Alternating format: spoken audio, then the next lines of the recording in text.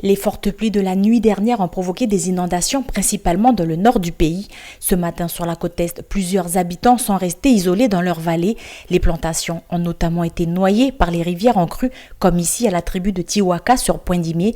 Cette journée, la grande terre de Wegwa, Ayaté et de Kalagomen à Dembea, ainsi que Lifou et Ouvea, ont été placés en vigilance jaune forte pluie. Écoutons Christine Esposito, chef prévisionniste chez Météo France.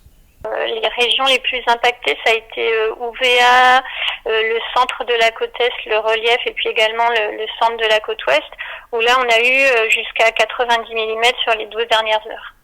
Sur la côte ouest, certains axes routiers ont rapidement été coupés. La mairie de Koné a publié ce matin des photos où l'on peut voir des ponts sous les eaux empêchant toute circulation. Sur Pointe-Bout, la RT1 était bloquée quelques heures aujourd'hui et les automobilistes ont dû attendre la marée descendante, comme le témoignent ces clichés publiés sur les réseaux sociaux. Selon Météo NC, le phénomène pluvieux devrait se poursuivre jusqu'à jeudi. Ce phénomène pluvieux qui s'est mis en place cette nuit et qui va durer jusqu'à jeudi soir a priori est dû à une descente d'air chaud et humide qui est liée à la position de la dépression, l'ex-dépression 7, qui est au large de Brisbane, qui va rester stationnaire sur les 4 prochains jours et qui donc draine un flux de nord-est humide et instable sur la Calédonie.